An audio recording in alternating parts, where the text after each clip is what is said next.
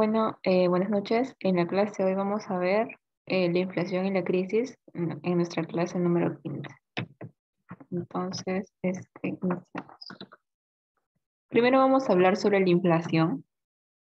Vamos a ver la definición de inflación. ¿Ok? Entonces, el proceso inflacionario se trata de un aumento general de los precios. Eso es básicamente la definición de inflación. Por ejemplo, que en el 2000 el pollo costaba 7 soles el kilo.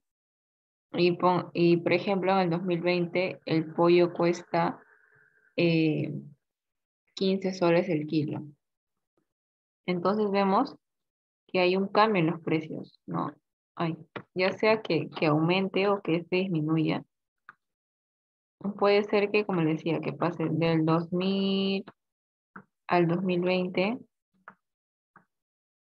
que el kilo de pollo pase de 7 soles a 15 soles. Eso significa que hubo inflación en estos años. También puede ser que pase de 7 a 3 soles. Eso significa que hubo deflación.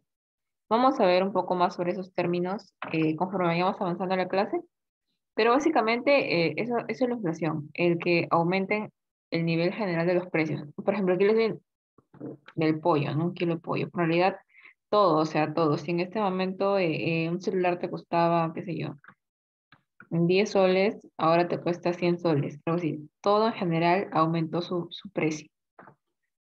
En nuestro país es medido oficialmente por el INEI,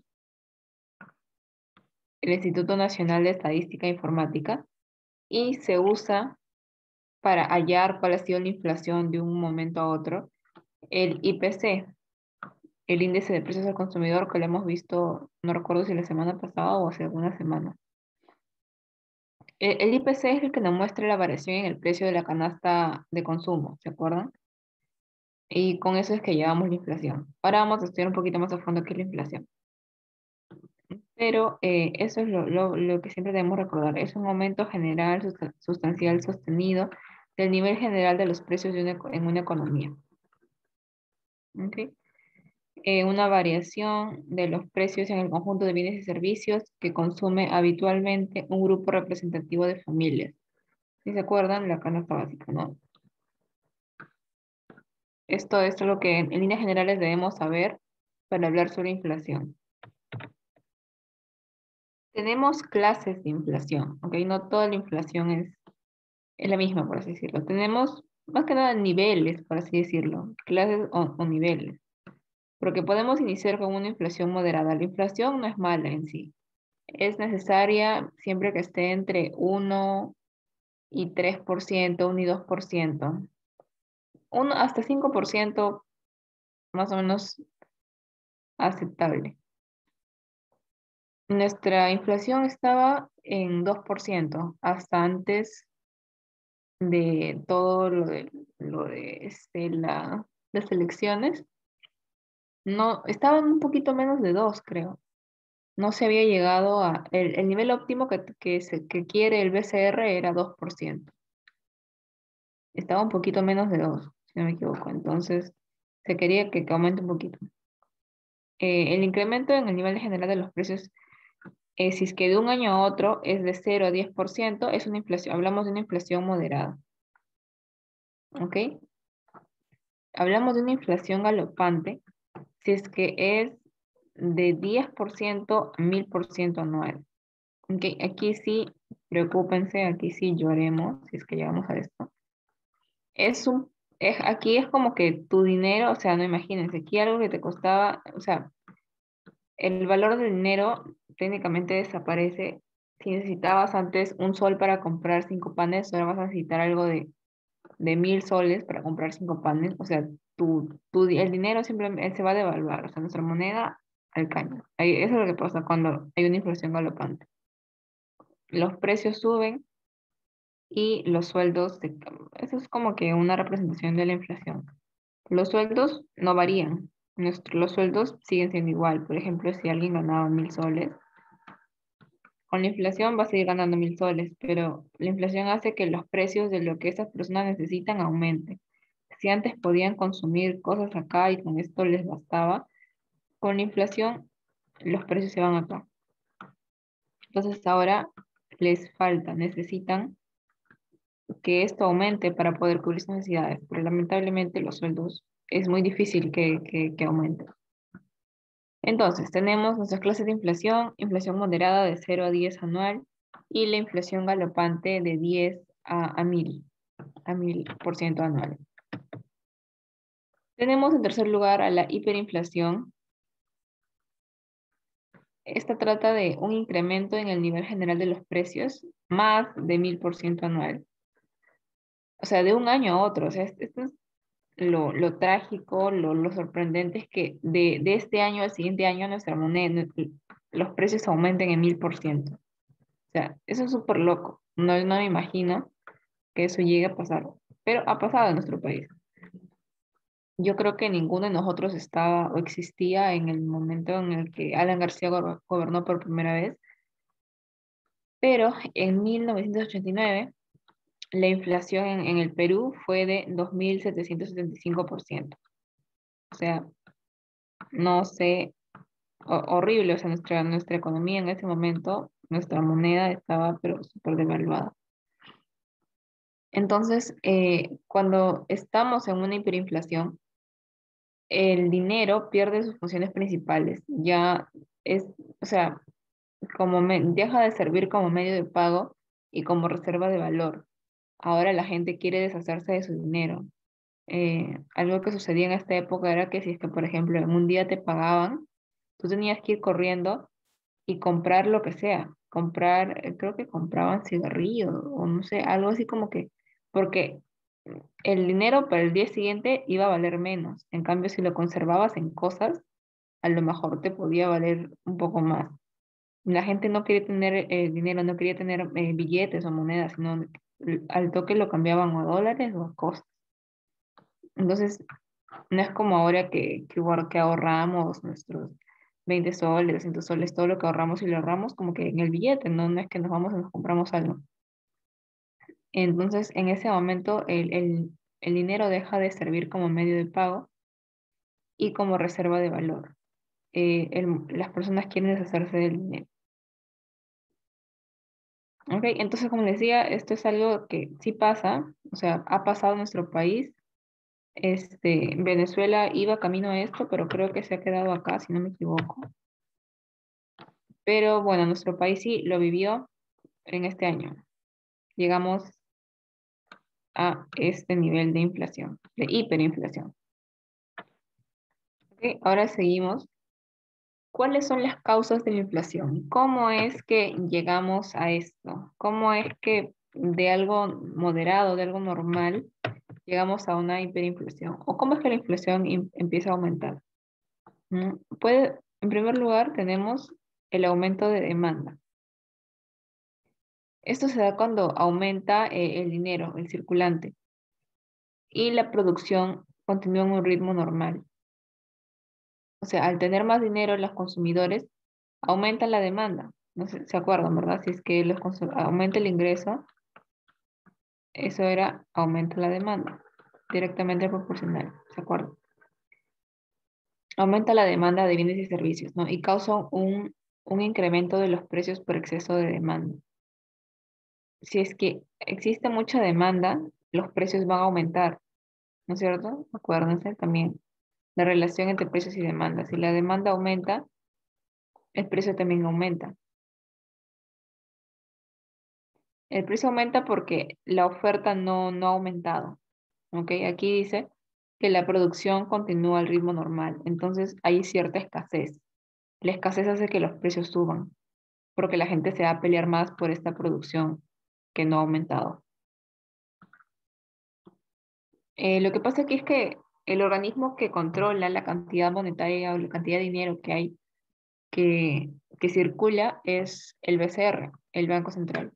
Entonces, si el Banco Central se le ocurre a imprimir más dólares y inyectar dinero a la economía, pues nos vamos a llenar de dinero y la producción no está aumentando, la producción no ha cambiado, la producción sigue siendo la misma. Entonces, las personas tenemos más dinero y eso ocasionó que haya un desequilibrio, o sea, no es normal, no es normal en la economía y eso hace que haya inflación. Esto, de cierta forma, fue lo que pasó con Alan García, porque lo que pasaba en ese momento era que el BCR no tenía autonomía, tenía que acatar lo que el presidente decía.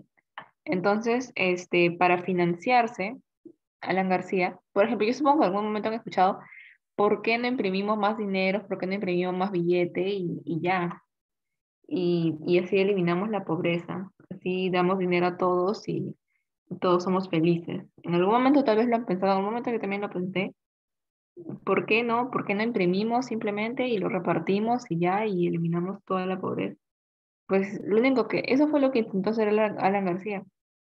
Él lo que hizo fue mandar a imprimir más dinero y eso devaluó la moneda por un aumento de demanda, un aumento de circulante pero increíble. O sea, sí, había más billetes, pero esos billetes ya no tenían valor porque la producción no había aumentado, la economía no había mejorado, sino simplemente se había impreso más. Entonces, si es que alguien decide inyectar más dinero, ya sea el BCR o el presidente, si es que metiera presión al BCR, pero en la actualidad el BCR ya es autónomo, no, más bien no puede por ley financiar al gobierno, está prohibido, luego de ese tremendo trauma con Alan García, está prohibido de hacer eso. Entonces, pero eso es lo que ocurre, o sea, si es que aumentan en la cantidad de circulante sin aumentar la producción, se genera inflación, porque el dinero pierde su valor. ¿Ok? Entonces esa es la primera causa de la inflación. La segunda es inflación por costos. Esto sucede cuando el circulante está aumentando normalmente, nadie ha inyectado más, simplemente sigue su ritmo, pero la producción es demasiado lenta. Acá era circulante, aumenta rápidamente. Acá en cambio es la producción la que es demasiado lenta. Entonces, si es que hay un lento crecimiento de la producción, se atribuye esto, ¿por qué es que hay una lenta producción? Esto, en la mayoría de casos, es porque han aumentado los precios de los factores productivos, que también los hemos estudiado, la materia prima, los insumos, los salarios, otros.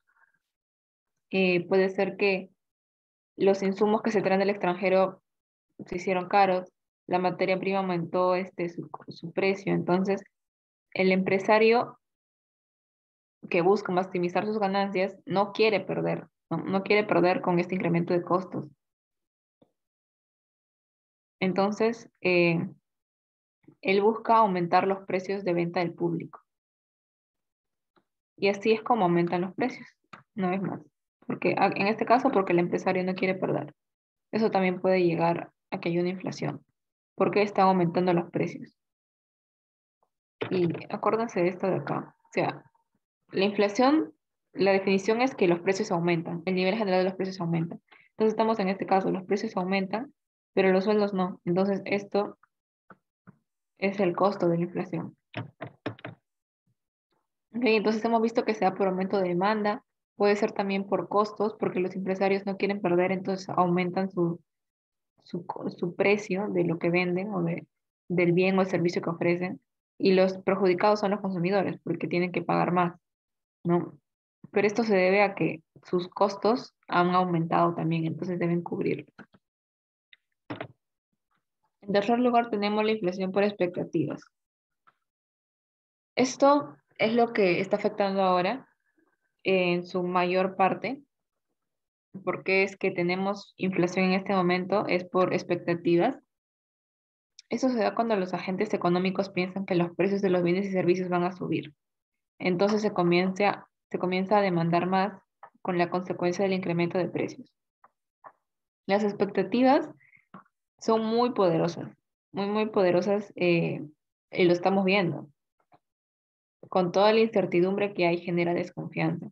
Entonces los agentes económicos entran en crisis. Bueno, no hablo de una crisis económica, sino como que empiezan a desconfiar, ¿no? O sea, y tienen una mala expectativa del futuro. Entonces, esa alarma hace simplemente que ellos mismos, en una ola de desesperación, generen inflación. Pero no solamente es por ello, ¿ok? Sino también las expectativas en el hecho de los empresarios o de la inversión extranjera, por ejemplo, eh, si es que no hay seguridad de, si es- cuando hay incertidumbre, las empresas, las inversiones se retiran del país, así de simple. ¿Por qué? Porque quieren resguardar su capital. A nadie le gusta poner en riesgo su dinero. Si te dieran a elegir a ti, no vas a poner en un lugar, invertir en algo que tú sabes que no es seguro. Nadie lo hace, nadie racionalmente lo va a hacer. Entonces, si es que un país entra en así, en crisis política, incertidumbre, incertidumbre económica también, entonces los capitales salen del país y eso hace que también se genere inflación. Además de, bueno, aquí no está, pero también algo que ha conllevado es a la compra excesiva de dólares. Eso hace que deprecie nuestra moneda, porque hay una gran demanda de dólares, entonces aumenta su valor. Y si aumenta el valor del dólar, disminuye el valor de nuestra moneda. Entonces es todo, de cierta forma, nosotros mismos tenemos la culpa de nuestra inflación. De cierta forma, es lo que un poco quiere decir esta inflación por expectativa. Pero cómo controlar, cómo hacer que las masas se sientan seguras, eso ya es cuestión de los políticos. En cuarto lugar, tenemos la inflación importada. Esto también es importante porque también está afectando un poco. Esto se refiere a cuando la inflación se produce fundamentalmente como efecto de los mayores precios de los bienes comprados de los países industrializados. Por ejemplo, Estados Unidos. Si hay inflación en Estados Unidos y es que los precios aumentan allá, acá van a aumentar aún más. Pero no es culpa de nada de lo que esté pasando en el país, no es que algo estén haciendo mal, sino tiene que ver con el extranjero. A eso es la inflación importada. Es cierto también, y lo que han estado diciendo, de que en parte de la inflación que estamos atravesando en este momento es porque el dólar ha subido, no solamente en nuestro país, en la mayoría de países, porque el Banco Central, el Banco de Reserva, el Banco Federal de Estados Unidos ha tomado también una serie de políticas que han fortalecido el dólar. En Estados Unidos también se temía que fuera a haber una inflación por efectos del COVID, pero su Banco Federal ha salido y ha dado seguridad y bueno, eso ha fortalecido bastante al dólar. Entonces, el dólar que venía en bajada ha vuelto a subir. Entonces, eso también afecta y también nos afecta a nosotros. ¿Ok? Estas creo que son las dos últimas. Tenemos en quinto lugar, si no me equivoco, sí, en quinto lugar, la inflación por déficit fiscal.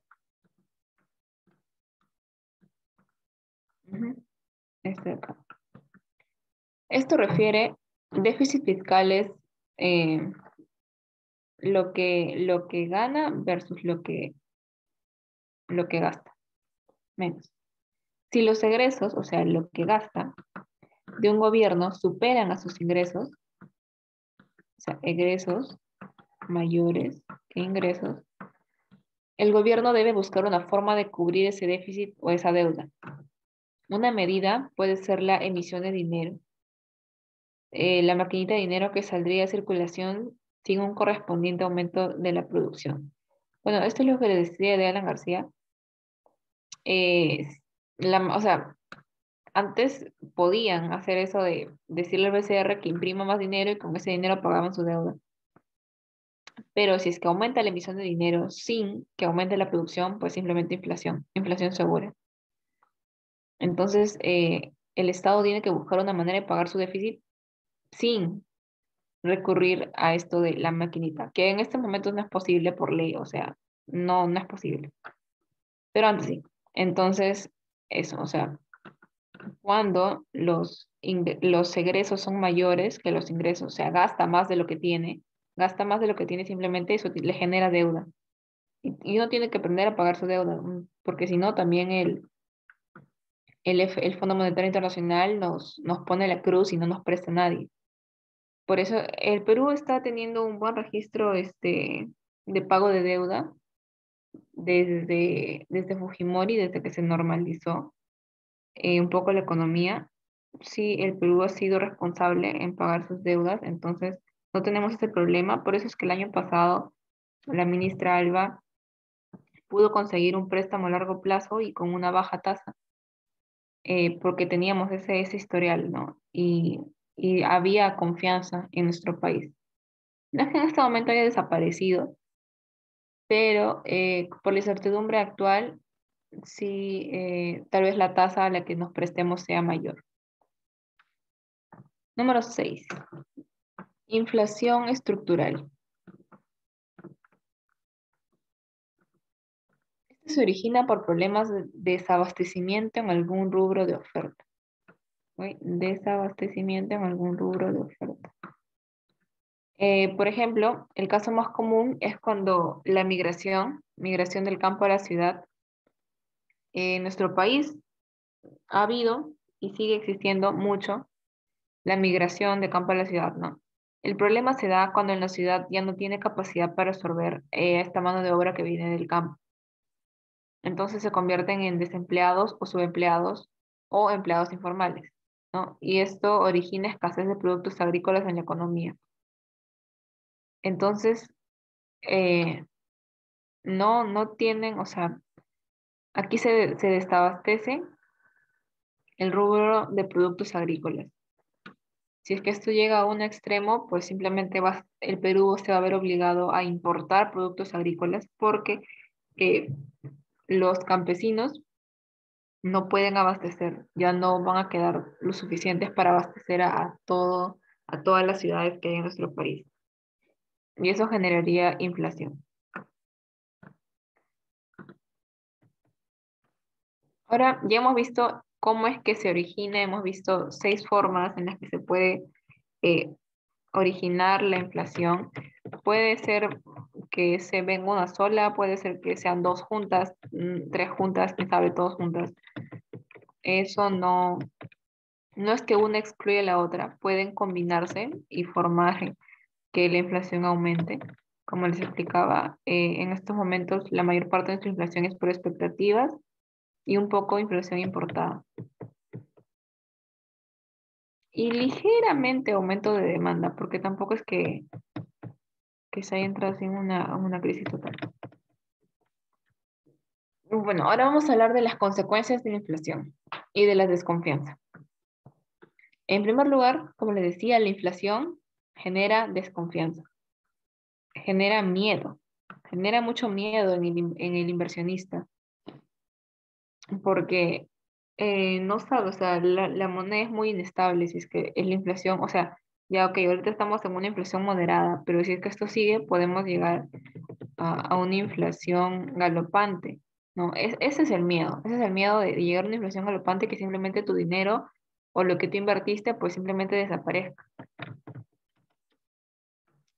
Justo con eso, la pérdida del poder adquisitivo del dinero disminuye el salario real, ¿no? Porque puede que te sigan pagando 1.000 soles, pero si antes un pan te costaba, 5 panes te costaba 1 sol y ahora te cuesta 10 soles, pues tú disminuye tu salario real. Ahora ya no puedes comprar con 1 sol 5 panes, necesitas 10 soles para comprar 5 panes. Aumenta la velocidad de circulante de dinero. Como les explicaba, en la época de Alan García nadie quería tener dinero, nadie quería tener el billete en la mano. Que era como una carrera por desaparecer tu billete comprándote algo o convirtiéndolo en dólares. Eso significa que aumenta la velocidad de circulante de dinero.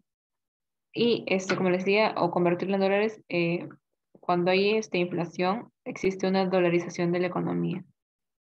Porque de cierta forma el dólar es una moneda estable que no, o sea, es base mundial, se podría decir, o sea, en cualquier lado te pueden cambiar un dólar. Entonces, si tu moneda empieza a ser inestable, si tu moneda empieza a devaluarse un día tras otro, un día tras otro, y tú pierdes poder adquisitivo, entonces vas a preferir cambiarlo a dólares. Es lo que se hacía en la época de Ana García. Entonces, eso va a hacer de que ya no haya tanta moneda nacional, sino dólares. Eso sea lo que circule. Ok, entonces, vemos estas primeras 5 consecuencias de la inflación. Y acá vamos a ver otras 5. Y tenemos también la especulación y el acaparamiento, la disminución del ahorro, porque nadie quiere ahorrar una moneda que simplemente se devalúa. Por ejemplo, yo les comento algo que le pasó a un familiar. Fue que en la época de Alan García se usaba el INTI, no se usaba el sol, el INTI. Y esta persona tenía ahorrado algo de 10.000 INTIs, una cosa así, que había ahorrado en muchos años y con mucho esfuerzo y con mucho tiempo. O sea, era ahorrar un platal el haber llegado a tener ese dinero. Y pues de un momento a otro eso dejó de valer. O sea, literalmente su ahorro ahora le servía para comprar 5 panes. O sea, y vean la impotencia de eso, ¿no? O sea, que tú lleves ahorrando tantos años para que de un momento a otro ese dinero deje de valer. Entonces, ante inflación, cuando empieza a haber una inflación así acelerada o galopante, pues la gente obviamente no va a querer ahorrar, sino, como decíamos, va a querer deshacerse de su dinero, convertirlo a dólares. También aumenta la tasa de interés en respuesta a la inflación. El Banco Central va a aumentar la tasa de referencia y eso también hace que aumente la tasa de interés. Eso quiere decir que ahora cuesta más sacar préstamos. ¿Por qué? Porque el banco necesita asegurarse, no quiere perder. Evidentemente, si es que te prestan y el dinero se te devalúa y luego para que tú le devuelvas, el banco necesita igual ganar. El banco quiere ganar de todas, entonces va a aumentar su tasa de interés. Va a costar mucho más el sacar dinero prestado. O sea, va a costar el devolver más. O sea, tasa de interés es lo que al final devuelves, ¿no? Si te prestan 1.000 soles y tienes una tasa de interés de 10% que pagas anualmente, con cuotas de, qué sé yo, 10 soles el mes, al final vas a terminar pagando más de lo que te prestaron, ¿no? Y si es que aumenta esa tasa, mucho más todavía. Otra consecuencia es el empobrecimiento de los trabajadores. Como les decía, con la superimagen de acá, los trabajadores, sus sueldos no van a aumentar, simplemente van a ser los mismos, pero la inflación hace que los precios se aumenten. Entonces eso va a hacer de que gasten mucho más y pues muchas veces ya no les va a alcanzar para algunas cosas. Y también baja inversión.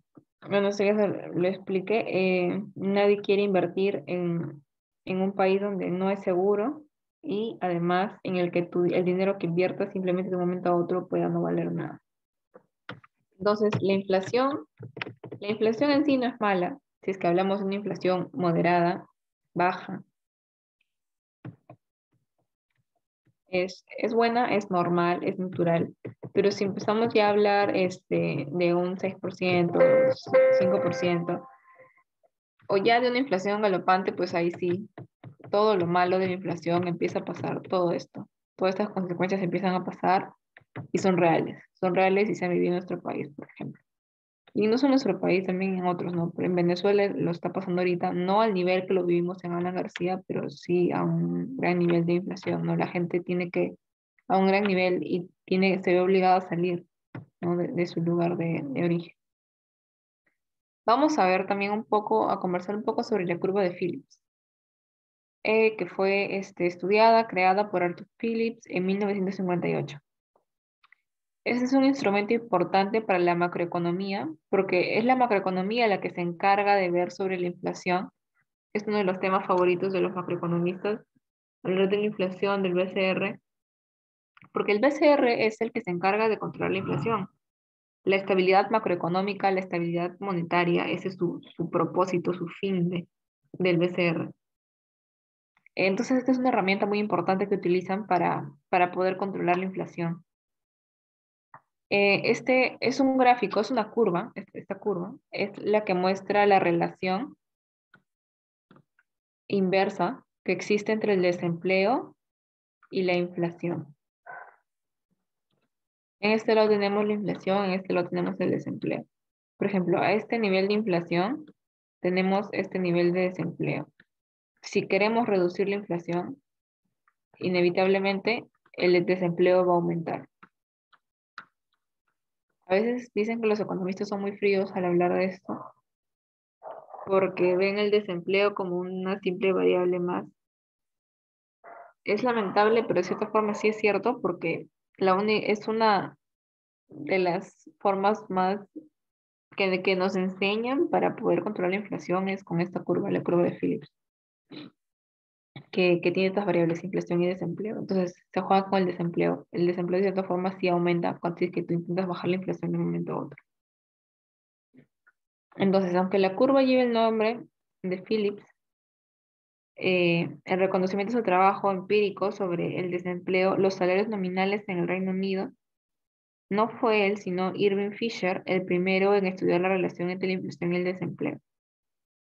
Sí, también hay la ecuación de Fisher que la vamos a ver, no sé si ahorita que sigue, que es importante también para hablar sobre inflación, la, la ecuación del dinero. Entonces, no lo vamos a ver a fondo esto, si les da curiosidad pueden buscar en internet sobre la curva de Phillips y cómo funciona, pero simplemente es un instrumento para medir esta relación entre el desempleo y la inflación. Vamos a ver políticas antiinflacionarias. ¿Qué es lo que se puede hacer cuando hay una inflación acelerada, cuando la inflación está aumentando? Eh, lo primero, lo más rápido lo que se puede hacer es disminuir la masa monetaria. Si tú disminuyes la cantidad de dinero, la demanda de bienes se va a reducir y los precios tienden a disminuir. Parece lógico, sencillo. Esto es lo que hace el BCR, de eso se encarga el BCR. El BCR o aumenta o saca dinero. Entonces, una de las primeras cosas que debe hacer es disminuir la masa monetaria. ¿Cómo lo hace? A través de la tasa de referencia. Pero eso ya es otro temita. Pero otra política antiinflacionaria es el aumento de la producción. Si la producción aumenta, entonces los precios tienden a bajar o estabilizarse. Algo que nos podría ayudar en este momento es que la producción aumente. Lamentablemente, como hemos visto, una consecuencia de la inflación es que los capitales salgan del país, entonces la producción disminuye. Entonces nos vemos en un círculo vicioso de que necesitamos que algo nos saque de la inflación. Pero si es que si la producción aumentara, de cierta forma podría controlarse la inflación.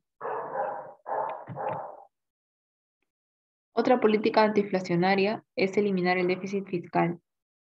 Como vimos, una mala política es imprimir dinero para pagar deudas.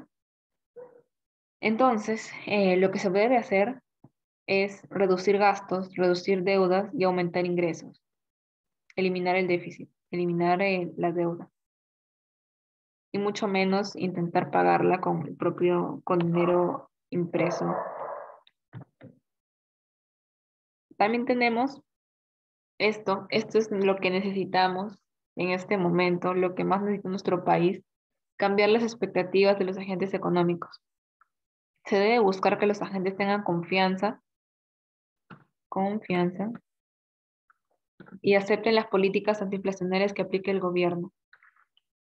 Por ejemplo, ahorita Argentina también está con una inflación bastante alta. Eh, por ejemplo, algo que están acostumbrados a comer es el asado, ¿no? Y en el último año, el precio del asado ha subido tanto que muchas familias se han visto obligadas a dejar de consumir el asado.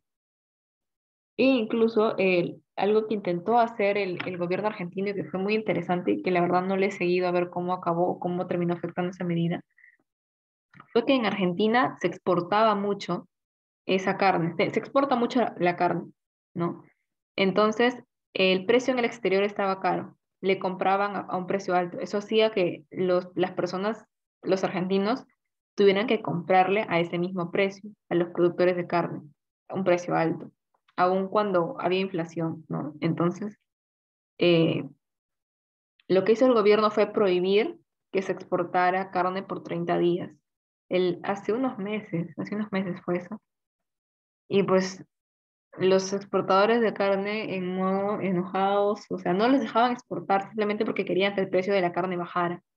Si es que disminuían su demanda, iba a hacer que el precio baje. No, lógica. La lógica fue así. Eh, pero obviamente los agentes no confiaban en la decisión del gobierno. Entonces, al final, como les digo, no sé en qué acabó eso.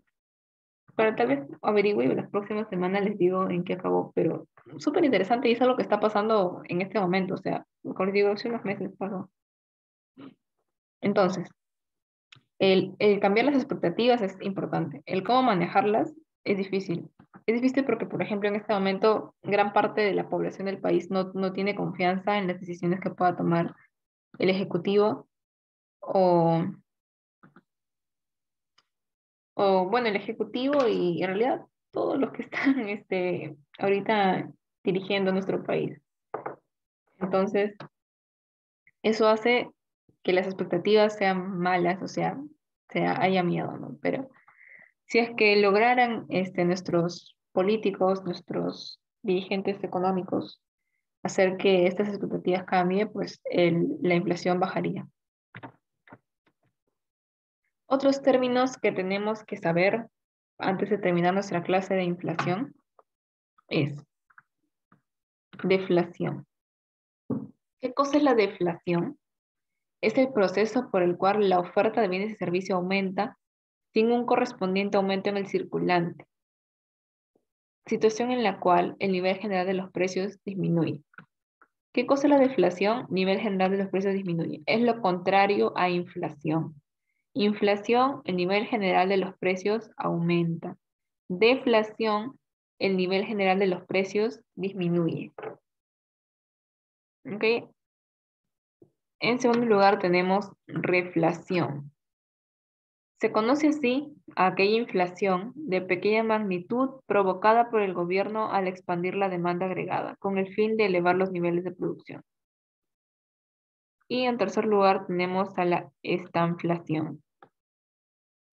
Esta situación se refiere a la coexistencia en la economía de recesión e inflación. Es una característica de la inflación por costos que obliga a las empresas a subir los precios y a reducir la inversión. La inflación por costos. ¿Ok? El gobierno al reducir la inflación puede aumentar el desempleo. Como les decía, esto lo vemos en la curva de Phillips. Entonces, esto lo que nos explica es que si el gobierno aplica medidas para que la inflación pase de aquí a aquí, o sea, disminuya, lamentablemente hace que el desempleo aumente. Bueno, entonces estos son términos que también deberíamos conocer. Y ahora vamos con la teoría cuantitativa del dinero. Algo muy resumido es lo que tenemos aquí. Vimos el nombre de Fisher. Él también dio grandes aportes a la economía. Él lo que dice es que en una economía capitalista el valor de las compras es igual al valor de las ventas. El valor monetario de los gastos totales debe ser igual al valor monetario de la producción. En esta ecuación tenemos masa monetaria o cantidad de dinero de las personas, la velocidad de circulación del dinero, el número de veces que una unidad de dinero se gasta, P, el nivel general de los precios, los precios promedios en la economía, y Q, la cantidad de producción, la producción bruta. Entonces, lo que él dice es que la masa monetaria, por la velocidad en la que circula, debe ser igual al precio por la cantidad de producción, para que exista de cierta forma un equilibrio. Por ejemplo, ¿qué pasa cuando la velocidad del dinero aumenta? Pues el valor monetario de los gastos aumenta, y esto ya no es igual. Esto hace que haya inflación. Si es que la masa monetaria aumenta sin que la producción aumente, inflación. ¿Por qué? En cambio, miren, esto es interesante. Y vienen unas preguntas del final, así que acuérdense. Por ejemplo, si es que yo hago que la masa monetaria aumente al mismo nivel que la producción aumenta, estos dos aumentan en la misma cantidad, entonces esta ecuación sigue igual. De este lado aumentó, de este lado aumentó, la ecuación no ha cambiado. Aquí no hay inflación, el nivel de los precios sigue igual. Interesante, ¿verdad? Bueno, eso es lo que trata un poco la ecuación Fisher. Acá hay un video, donde lo explican, tal vez, déjenme ver si me carga. Creo que sí. A ver.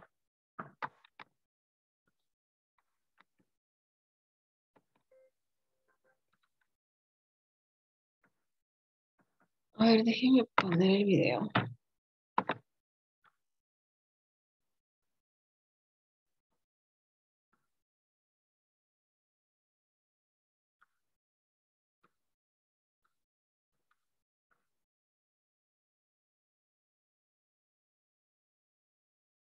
Ah, miren, se carga.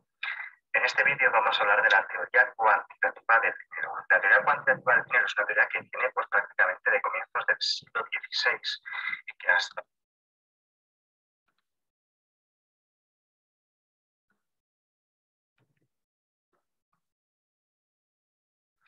En este vídeo vamos a hablar de la teoría cuantitativa del dinero.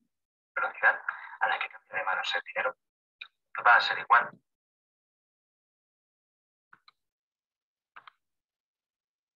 a el nivel de precios de la economía, el nivel de precios denotará la inflación por el PIB o renta o riqueza de la economía. Esta es la ecuación de la teoría cuantitativa del dinero, que como digo nos dice que la cantidad de dinero por la velocidad de circulación del dinero es igual al nivel de precios por la renta.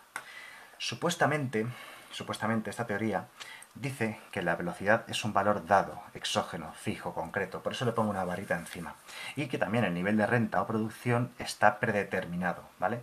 Está predeterminado a largo plazo, el nivel de PIB o crecimiento de la riqueza de la economía está predeterminado de forma exógena por otras variables, ¿de acuerdo? Así que básicamente al final lo que viene a decirnos esta igualdad, ¿no? esta ecuación, es que existe una relación directa entre la oferta monetaria y los precios. Básicamente, si se produce un incremento de la oferta monetaria, para que la igualdad se siga cumpliendo es obligatorio que P, dado que V e I son fijos, es necesario que P suba, si no la igualdad se rompería. Básicamente que los incrementos de oferta monetaria elevan los precios de la economía y viceversa. La reducción de la oferta monetaria provoca una caída en el nivel de precios de la economía. Básicamente dice que la inflación o deflación de una economía depende directamente de la oferta monetaria, lo cual es lógicamente totalmente cierto, ¿no? Es una cuestión de ley de oferta y demanda. Cuando algo abunda mucho, por ejemplo, el dinero, si aumenta mucho la oferta monetaria, ese dinero valdrá menos. Cuando algo abunda mucho, ese algo vale menos. Así que el dinero vale menos. Por eso los precios suben, porque la gente exige más dinero a cambio de un mismo objeto año tras año, porque el dinero con el que estás pagando cada vez vale menos. ¿Por qué? Porque cada vez hay más.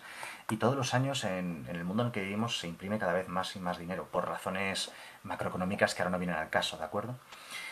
Si hiciésemos reducción de la oferta monetaria, probablemente lo que observaríamos sería lo contrario, bajadas de los precios. ¿Por qué? Porque si el dinero escasea, ese dinero será más valioso y estaremos dispuestos a pagar menos cantidad por las cosas y eso provocará una deflación, una reducción de los precios. Como digo, la teoría cuantitativa del dinero ha recibido muchas modificaciones a lo largo de las últimas décadas, sobre todo muchas revisiones y muchas críticas también, ¿no? Pero como digo, en cierto sentido, pues tiene cosas aprovechables, ¿no? Por cierto, una cosita, a veces también se comenta que si despejamos la ecuación a nuestro gusto, podríamos obtener el valor de la velocidad de circulación del dinero, que como digo es un valor constante, dado, o fijo, o exógeno. Simplemente tendríamos que pasar la M, la oferta monetaria, a este lado dividiendo. Así que el nivel de precios de la economía por la renta, partido M, sería el valor de la velocidad de circulación del dinero, es decir, el número de transacciones por unidad de tiempo. Generalmente el PIB se calcula por año, así que sería por año que nos encontramos en la economía, el número de veces que cambia de manos el dinero. Bien, esto es una pequeña explicación de la teoría cuantitativa del dinero, que como digo, es una teoría que aún vigente, se sigue estudiando, tiene bastantes matices y tiene poca credibilidad a día de hoy, salvo por las correcciones que han hecho algunos economistas en las últimas décadas. Aquí el otro video lo dejo aquí, lo pueden revisar cuando suene el PT. Pero básicamente lo que he explicado es esta ecuación. Eh, un poco entre la relación entre masa monetaria y el nivel de precios. Acá le pone Y, pero es lo mismo, producción. Y entonces vamos a responder las preguntas. Eh, si todo ha quedado claro o les gustaría que repita alguna parte, me pueden confirmar por el chat.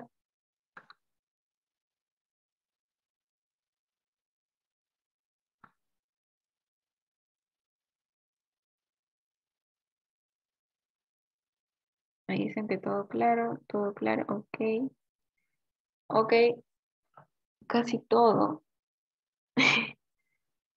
Bueno, vamos a ver si con las preguntas, lo que no quedó claro, se aclara. Entonces, y si no, luego de las preguntas, me preguntan qué cosa. Porque luego tenemos otro tema, nos falta ver la crisis. Entonces, hay que hacer las preguntitas. Pregunta número 1. La inflación estructural está definida por, a ver, ¿quién se acuerda? ¿Cuál era la inflación estructural?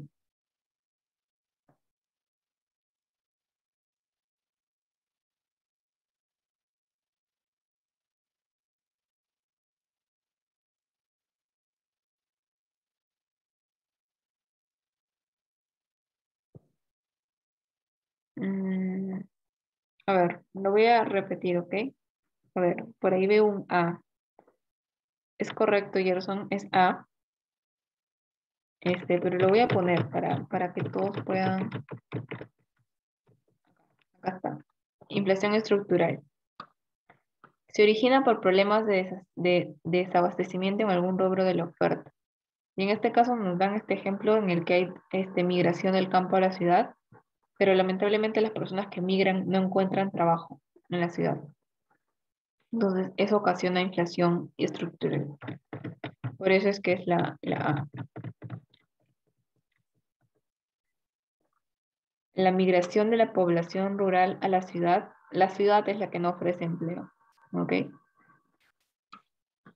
Por eso es la migración de del campo a la ciudad, pero a una ciudad que no ofrece empleo. 2. La siguiente fórmula corresponde a, bueno, Jacqueline, Ariana, Claudia, Yanela, Esther. Veo que las chicas están con todo el día de hoy. Es la E, muy cierto. La ecuación de Fisher, la que acabamos de ver hace un ratito. Si la masa monetaria crece en la misma proporción en la que aumenta la producción, por ahí veo que Claudia dice C, Yanela dice C, Gerson dice C. ¿Alguien más? ¿Alguien más desea responder?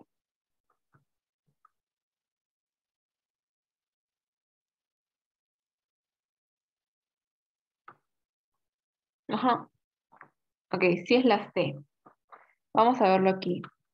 Justo es lo que les expliqué, les dije que esta pregunta iba a venir aquí otra cita. Vamos a verlo aquí. Mira, acá lo que te dicen es que la masa monetaria, ¿dónde está mi cursor? Acá. Nos dice que la masa monetaria aumenta y nos dice que la producción también aumenta. Si la masa monetaria aumenta y la producción aumenta al mismo nivel, entonces la ecuación sigue igual. Entonces no se altera P. P sigue igual. Eso es lo que dice. No se alterará el nivel general de los precios. Porque si de este lado aumenta a 200 y de este lado aumenta a 200, sigue igual, nada cambió. Ok, entonces seguimos. Pregunta número 4. Si el gobierno decide dar un aumento general de sueldos a todos los peruanos y simultáneamente aumenta la producción en la misma proporción, ¿qué sucede?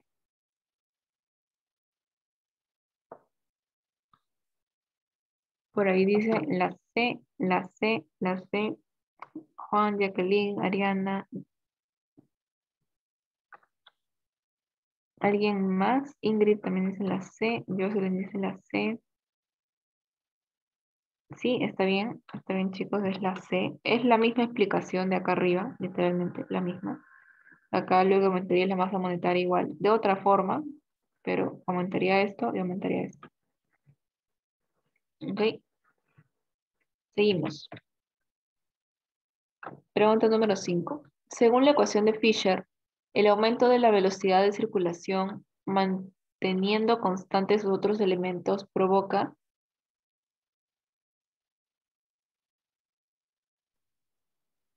Aquí estamos aumentando V en nuestra ecuación. ¿Qué pasa si aumenta V?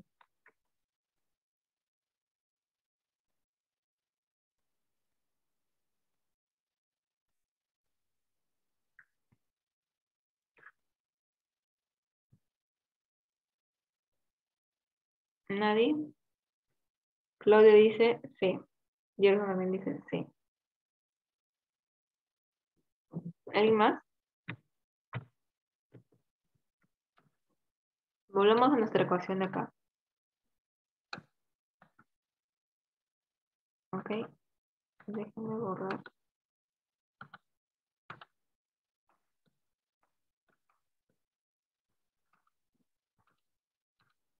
Lo que nos dice la pregunta 5 es que ahora V aumentó. Si V aumenta y lo demás es constante, ¿qué pasa? Para que la ecuación se siga cumpliendo, como explicaron en el video, P tendría que subir. ¿Y qué es P? El nivel general de precios. Entonces, si la velocidad aumenta, P aumenta. Entonces, es la C. Aumento en el nivel general de los precios, como dijeron. Es la E. Es la C. No es un aumento en la producción.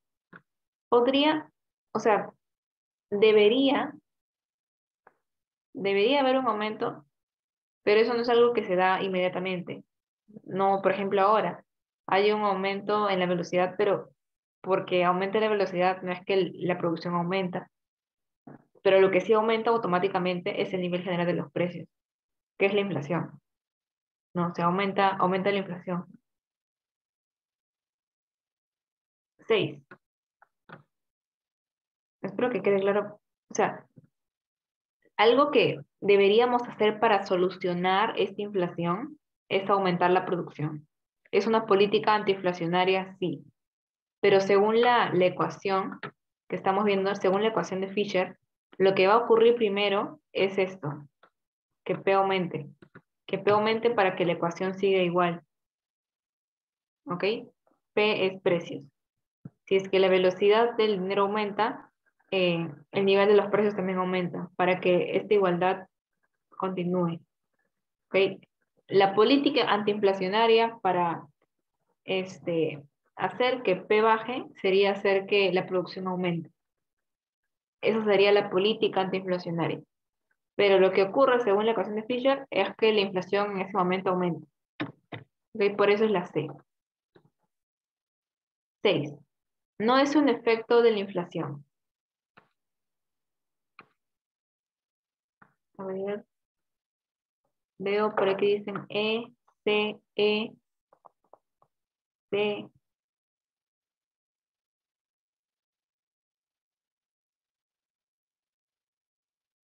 Jacqueline dice E. ¿Quién más? ¿Quién más? ¿C o E? ¿Qué dicen? Por ahí me dicen E.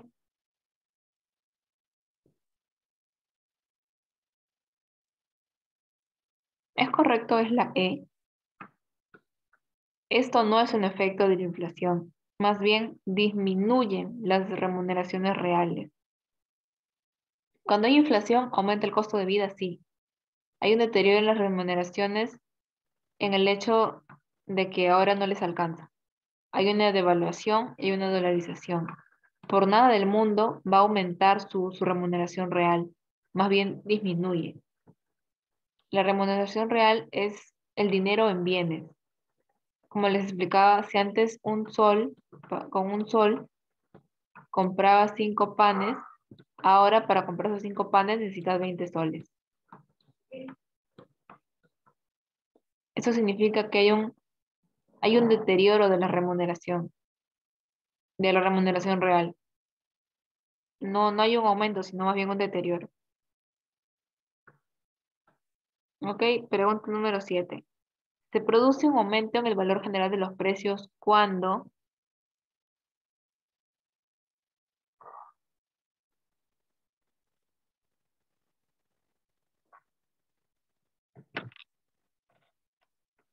no, estamos en la 7. En la 7. Se produce un aumento en el valor general de los precios cuando Está bien, Claudia, 7. Ariana también dice E. ¿Alguien más? Jocelyn también dice E.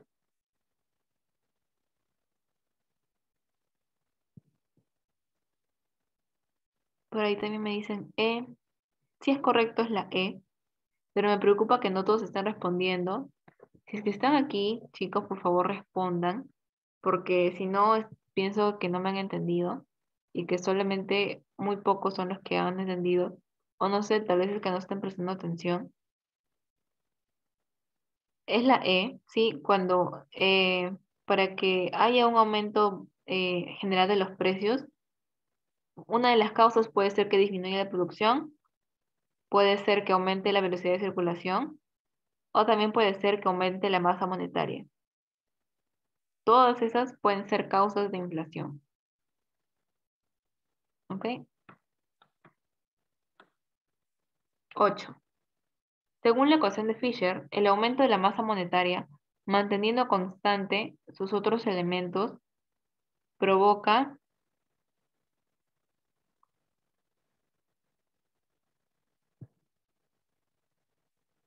Este se parece a las que hemos estado respondiendo hace un rato. Esther dice C, Jacqueline dice C, Claudia dice C, Sandra dice C, Ingrid C.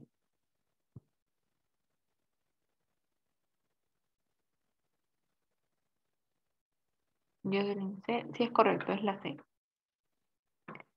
Yo lo he explicado en la ecuación. Es simplemente mover ahora la variable M y dejarlo de más constante. Si es que aumenta un lado, tiene que aumentar el precio, ¿no? Para que la ecuación se siga cumpliendo la igualdad. Ok, seguimos. Ya no nos va a dar tiempo. 9.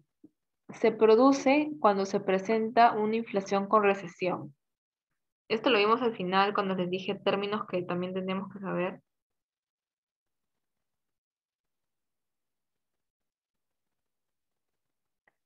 Por ahí Esther dice B, Claudia también dice B, Jacqueline dice B, Lorena dice B. Es cierto, es la B, esta inflación. Muy bien. Simplemente parte teórica. Ok, 10. La actual teoría cuantitativa del dinero está más relacionada con la escuela doctrina. Bueno, esto no lo he dicho, así que se los digo. La escuela neoclásica con Friedman. Friedman, que es un representante de la escuela neoclásica, le da como que un nuevo enfoque, le empieza a utilizar otra vez a esta teoría cuantitativa del dinero. ¿Ok? La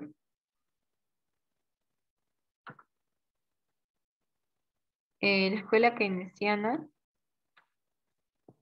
es la escuela que nace con Maynard Keynes y es un poco más de teoría del bienestar. Nace como respuesta a la crisis del crack del 29 y es un poco más macro. Macro es como un poco más centro, un poco centro en coso de, sí, el Estado tiene que hacer muchas cosas, pero también deja libre al capital. Es como un centro, un centro, por así decirlo, o una posición intermedia, no es como que se va súper derecha o como que es full izquierda. Pero tiene, por así decirlo, algunos problemas eh, que no se puede aplicar por completo a la actualidad, porque en ese momento la economía y el mundo era diferente. Entonces, para aplicarlas se tienen que actualizar varias cosas. Pero seguimos con las preguntas porque les digo que tenemos otro tema. Entonces, y son 20 de estas preguntas. 11. Una disminución del ritmo de incremento generalizado en los precios indica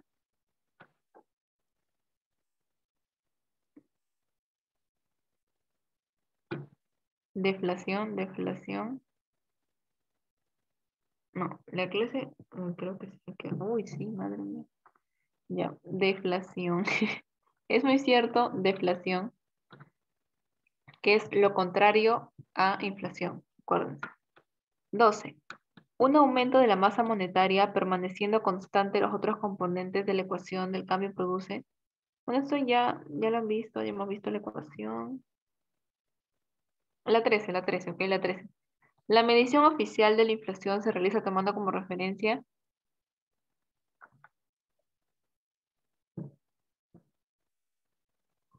¿Qué se toma como referencia para medir la inflación? Según el INEI. Que hemos visto, no me acuerdo si la semana pasada o semanas anteriores. Yes.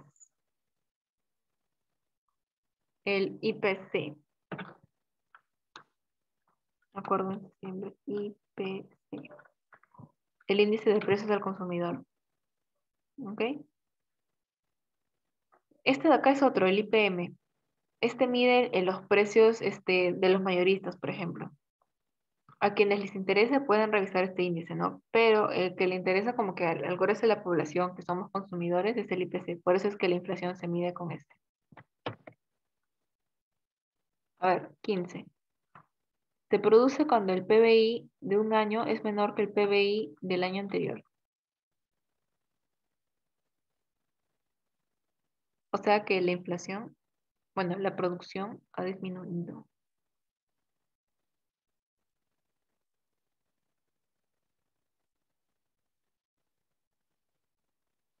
¿Expanflación?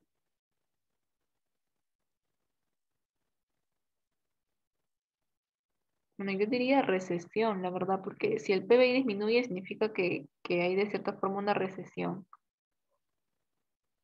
Cuando hablamos de PBI, no estamos midiendo la inflación neta, ¿no? Sino estamos midiendo el PBI. Entonces en realidad es la D. No sé si esta pregunta se me ha colgado de otro lado. Mm, a ver, seguimos. Debido a que la moneda se emplea para ahorrar, se puede afirmar que esta es, ya ver, esto es intuición pura, ¿ok? Si es que se usa para ahorrar, el dinero sirve como,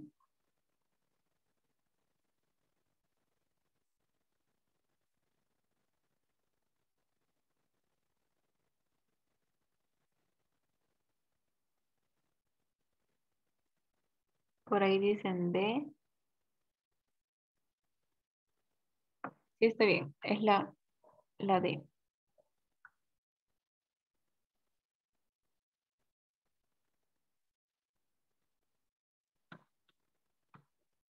18. Se produce debido al aumento de los desembolsos que hace el empresario para producir. Acuérdense de cuál inflación estamos hablando aquí. Eso está fácil.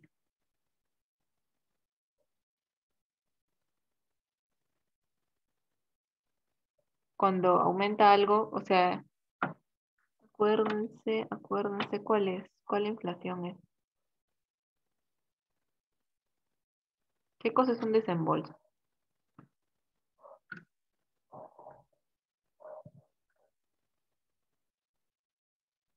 ¿Nadie, chicos?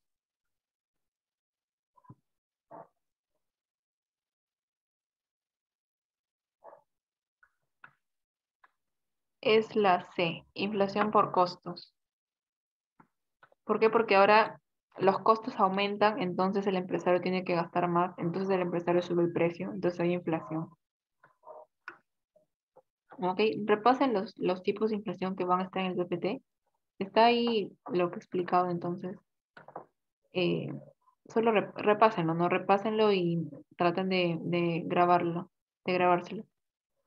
19. Son billetes emitidos por el Banco Central. Bueno, de eso no hemos hablado, pero a ver si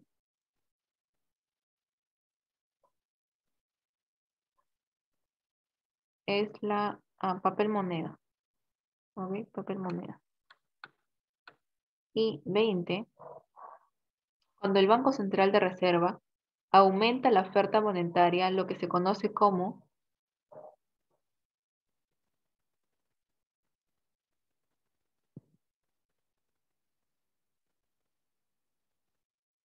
¿cuál creen que es aquí?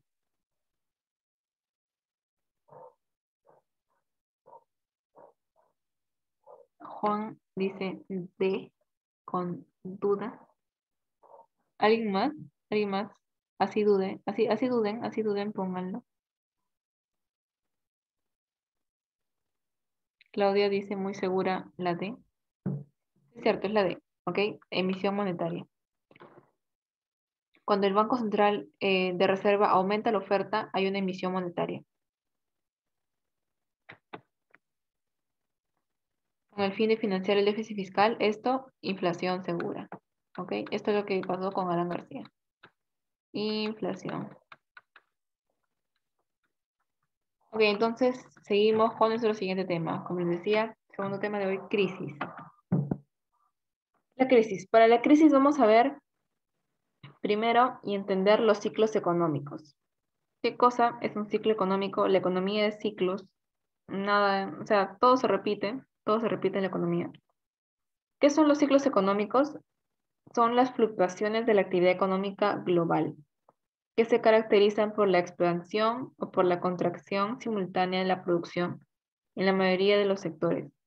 El comportamiento cíclico de la actividad económica se puede medir con muchas magnitudes y no solamente con la producción nacional, sino también con la tasa de inflación, la tasa de desempleo, el número de quiebras de empresas o el número de nuevos negocios, o también el déficit.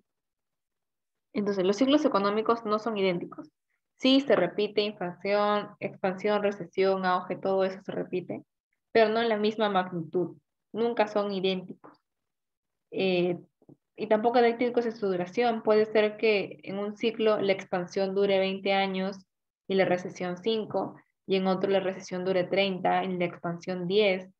Entonces, los ciclos sí tienen los mismos pasos, por así decirlo, expansión, auge, recesión, depresión, pero no son idénticos, ni en su intensidad ni en su duración.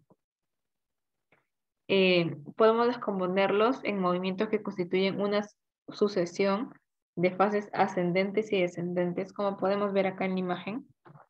Asciende, desciende, desciende, asciende, asciende, desciende.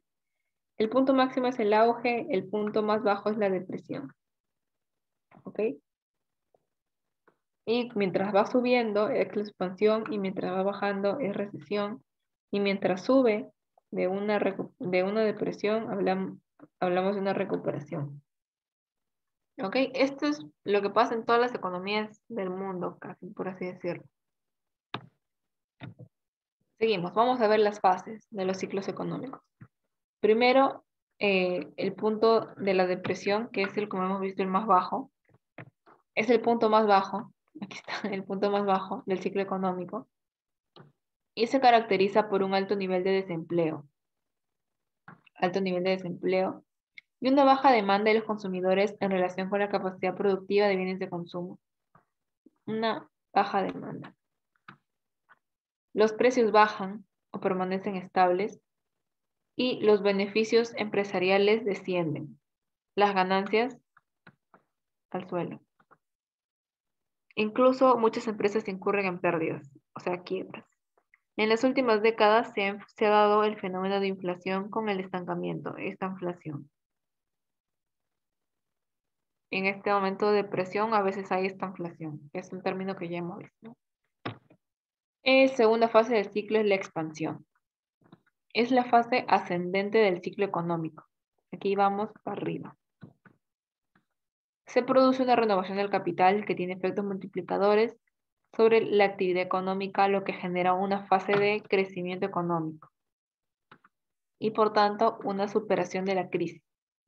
Entonces iniciamos aquí en la depresión y luego una expansión que hace que haya una recuperación.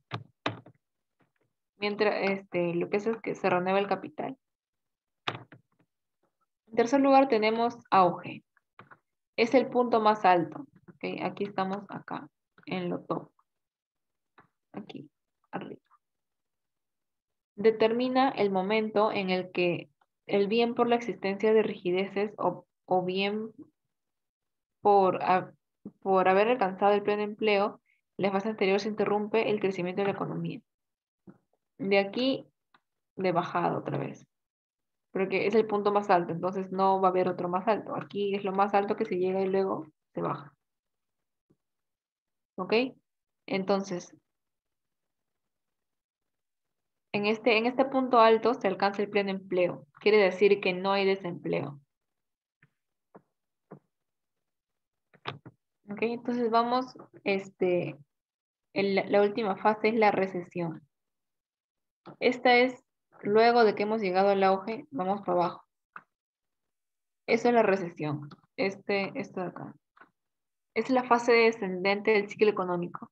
Es la fase en la que se produce una caída importante de la inversión y la producción y el empleo. La recesión puede producirse de forma suave o de forma abrupta, como por el COVID, que simplemente todo se puso en alto de un momento a otro. De un momento a otro, el presidente Vizcarra nos puso en cuarentena por 3 meses y la economía paró. Entonces hubo una recesión abrupta en ese momento. En este último caso, hablamos de una crisis, de la crisis del COVID. El proceso se complica cuando un elevado número de empresas entra en quiebra y arrasa a los proveedores, pudiendo llegar en algunos casos a lo normalmente denominado crisis. Es algo que medianamente estamos viviendo, aunque ya se está también hablando de la recuperación, de un proceso de recuperación que estamos teniendo subidas y bajas. Pero mientras no nos manden a cuarentena general otra vez, vamos a seguir en una fase de recuperación. Vamos a ver algunas características de los ciclos económicos. Que como pueden ver ahí, auge, crisis, recesión, depresión, recuperación, auge. Entonces, los ciclos económicos son una forma de fluctuación que se encuentra en la actividad económica agregada de las naciones que organizan su trabajo principalmente en empresas. Un ciclo consiste en expansiones que ocurren al mismo tiempo en múltiples actividades económicas, seguidas de recesiones de mismo modo generales. Como sabemos, la economía tiene varios sectores, ¿no? Podemos ver la agricultura, la pesca, diferentes sectores, sector primario, sector secundario, sector servicios, bienes, todo.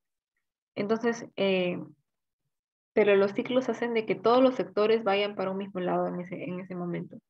Si es que hay una expansión, si es que estamos en un momento de expansión, pues eh, todos los sectores se ven beneficiados. Si estamos en un momento de recesión, todos los sectores se ven perjudicados. Entonces, las variables de los ciclos económicos se pueden clasificar en procíclicas. Esto significa que las variables tienden a subir durante las expansiones económicas y a caer en las contracciones económicas. Van con el ciclo, ¿ok? Por ejemplo, si el ciclo es así, si es que tenemos unas variables que son procíclicas, van de la misma forma. Si es que son contracíclicas, es lo contrario. Si es que este de acá es el ciclo económico, si es que tenemos variables contracíclicas, lo que va a pasar es esto. Durante las caídas tienden a crecer y cuando hay expansiones tienden a caer. Y también tenemos las acíclicas, que son las variables que no se mueven según el ciclo económico. Pueden estar acá, acá, acá, no importa el ciclo. ¿Ok? Otra clasificación que se puede hacer de los ciclos económicos es de su duración. Tenemos ciclos largos, o sea, varios lustros, y ciclos de mediana intensidad que pueden ser 5 años, ciclos cortos que pueden ser meses a pocos años, menor que 5 años, ¿no?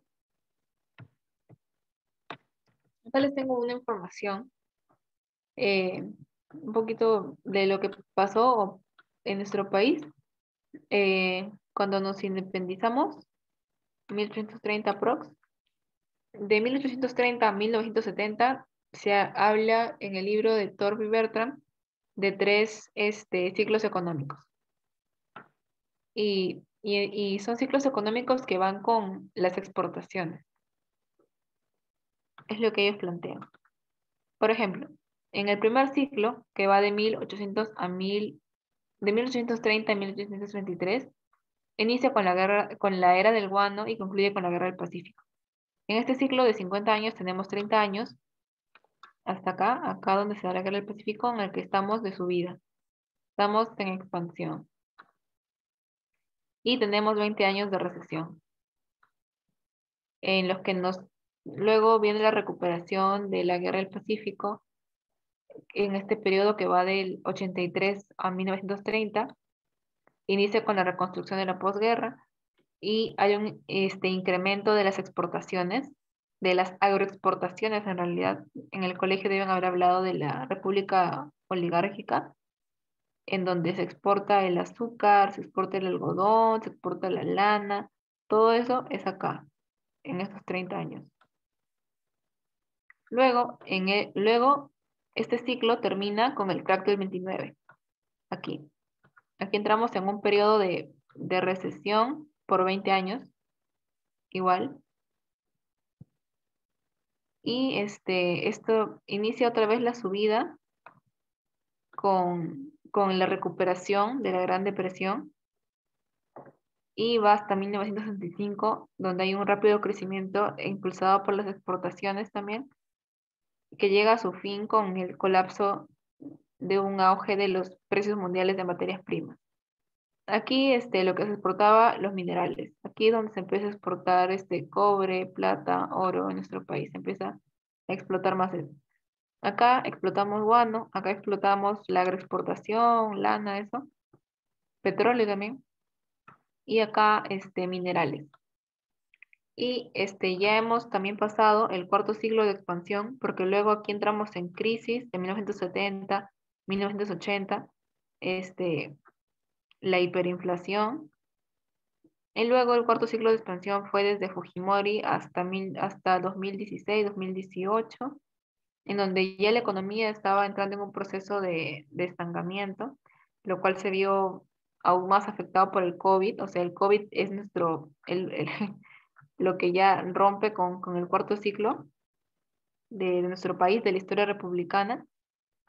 Y bueno, pues ahora se supone que vamos en una recuperación por el COVID, ¿no? O sea, el COVID destruyó la economía. Pero no sabemos cuánto va a durar esa recuperación, ¿no? Si va a durar 5 años, si de aquí 5 años ya vamos a estar como estábamos antes, si va a durar 10 años, 20 años, no sabemos, ¿no? Pero se espera y se quiere que sea rápida la recuperación, ¿no? Para de que la economía no sufra tanto y podamos estar ya en un proceso de expansión. Entonces, esto es como podrían aplicar esto de los ciclos. Sirve, es una forma histórica, es bonito verlo, me gusta a mí siempre verlo en cómo es que sucedió en nuestro país. Esta es una forma práctica de verlo. Hay algunos que difieren en qué año inicia, qué año acaba, eso, pero creo que la mayoría coinciden que estos son los ciclos económicos que han ocurrido en nuestro país. Entonces, ahora vamos ya con las preguntas. Este tema era cortito, entonces no se preocupen, pero igual hay algunas preguntas que podemos responder. Pregunta número 1. El punto más bajo del ciclo económico se denomina... ¿Sí se entendió? ¿O les gustaría que repita alguna cosa? Esther dice C, Yanela dice C, Juan dice C, por ahí dicen A, C. Es la C, ¿ok? Cima o depresión, sinónimo de cima con S, ¿ok? Cima con S, sinónimo de depresión, que es el punto más bajo. 2. Cuando aumenta el empleo, la economía está en...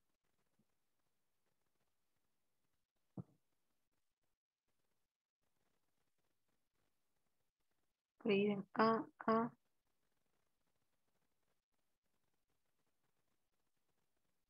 preguntan.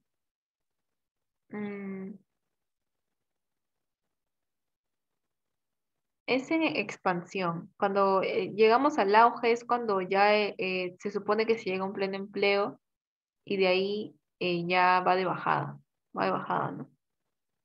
pero cuando va aumentando el empleo es en el proceso, en el periodo de expansión, que como les mostré en el Perú, ha durado así ciclos de expansión de 30 años. En esos 30 años, pues aumenta el empleo, ¿no? No es como, es un más largo periodo de tiempo. Entonces, es la C. 3. La reducción de la producción en forma continua se denomina B, B, B, B, correcto, B, recesión. La caída prolongada de la actividad económica se denomina B, B, no sé si están respondiendo, ya, es de la 4, ¿verdad? Sí. Ya, sí es cierto, crisis. 5. La disminución total de la producción se conoce como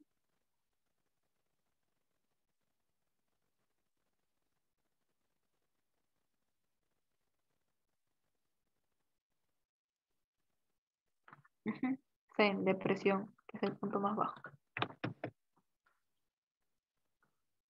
6. El país está actualmente en la fase de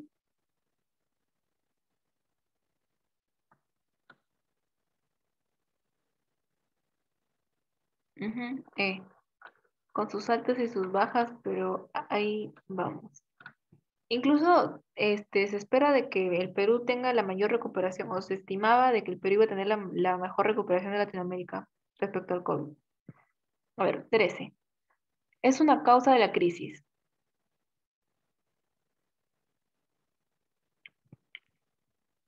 C, por ahí dicen C, C, sí, la sobreproducción. 17. Una causa externa de la crisis es,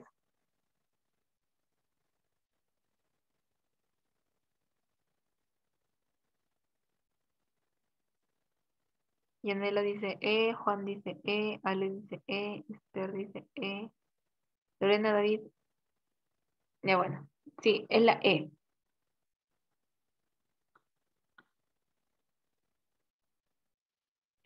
No se preocupe. Sí, ya, 18. El aumento del precio del petróleo puede originar, Yanela dice A,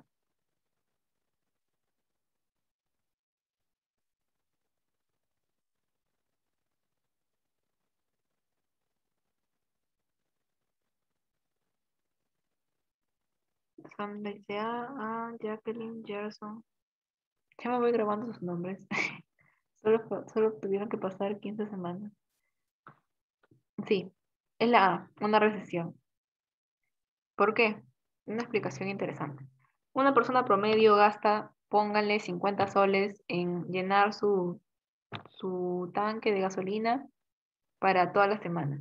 Si es que el precio aumenta, ahora va a gastar 200 soles. Eso hace de que disminuya su consumo en otras cosas, por lo tanto, una recesión. 19. La crisis genera,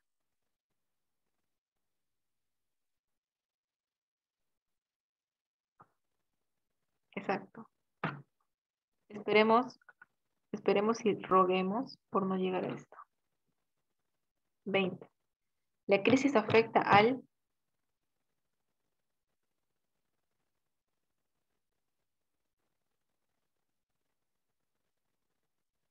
exacto, a todas. Afecta todo. Gasto, inversión, consumo, producción, afecta a todo. Ok, entonces hemos acabado con nuestros dos temas de hoy.